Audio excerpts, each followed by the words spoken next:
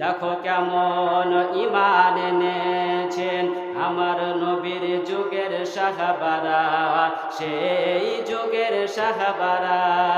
দেখো কেমন ঈমান এনেছেন আমার নবীর যুগের সাহাবারা, সেই যুগের সাহাবারা।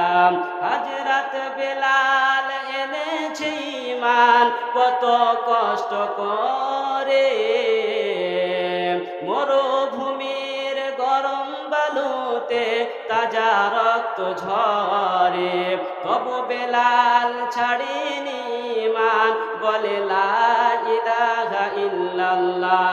দেখো কেমন ঈমান এনেছেন আমার নবীর যুগের সাহাবারা, সেই যুগের সাহাবারা।